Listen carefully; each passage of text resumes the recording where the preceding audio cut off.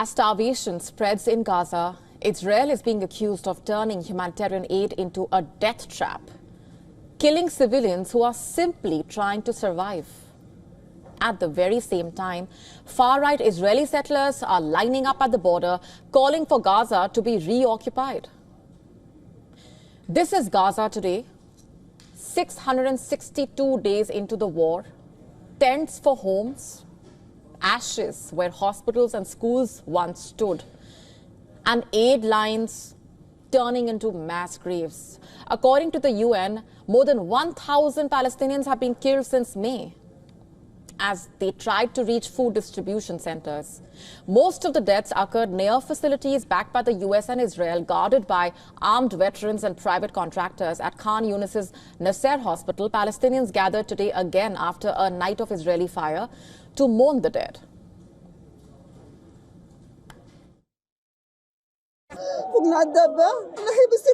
We pulled the children out of the tent, and we found him and his wife martyred instantly, and the little girl also dead. This is the third one I've buried, and their father was martyred before. My son was a lawyer, he had nothing against him. My son was a lawyer, and he has nothing on him. In Gaza, families are bidding goodbye to their children day after day as they are being killed in Israeli airstrikes. Israel claims that it's targeting Hamas, but rights groups are saying that the war is killing mostly civilians, many of them children. Already the United Nations calling Gaza the most dangerous place in the world to be a child. At least 90 children have died of hunger, most of whom died in the past few weeks. More than 90% of toddlers are not getting enough nutrition. Hospitals have been bombed, water, fuel, medicine have been cut off, yet humanitarian access remains severely restricted. The spiraling crisis prompting the main World Hunger Monitoring Body on Tuesday to assess that a worst-case scenario of famine is unfolding and that immediate action is needed to avoid widespread death. From one place to another and from hospital to hospital, she stayed in the IMC for 8 months for treatment, and she was improving. After the girl improved and when we went to Gaza City, to the north, bit by bit, her health condition worsened. She started having severe complications and her weight started decreasing. Her blood is currently 6.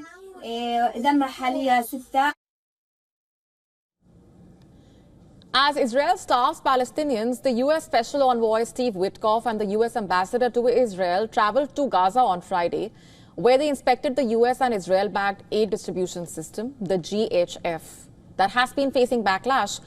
In fact, the visit took place as Witkoff works on a final plan to speed up the deliveries to Gaza.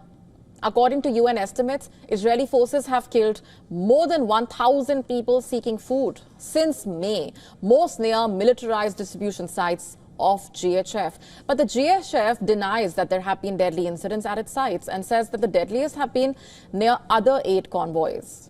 In fact, just miles away at the Gaza border, a different story is unfolding.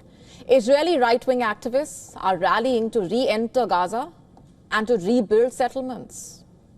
They call Israel's 2005 withdrawal from the Strip as a tragic mistake, one that they claim led directly to the Hamas attacks. A Palestinian state? Your country is a Palestinian state. You will not make Israel a Palestinian state. Israeli ministers are also now openly calling for Gaza to be annexed. The finance minister says the return of Jewish settlements is closer than ever. But that's not the complete story from Israel. There is another kind of pressure building inside Israel. Families of hostages held by Hamas protested outside Prime Minister Netanyahu's office, urging him to make a deal for their loved ones' return. Some are now demanding a ceasefire. Others are saying the war is only costing more innocent lives and achieving nothing. In Tel Aviv, young Israelis are refusing to serve.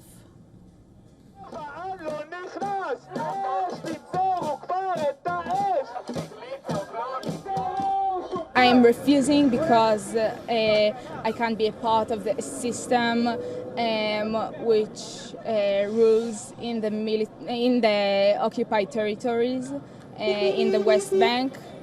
I can't be a part of the war in Gaza, of the misery and suffer caused to so many people. As politics and protests continue in Gaza, children remain trapped between bombs and hunger. And now settlers are marching at the border as the world watches on in horror. To stay up to speed with the latest news, download the WION app and subscribe to our YouTube channel.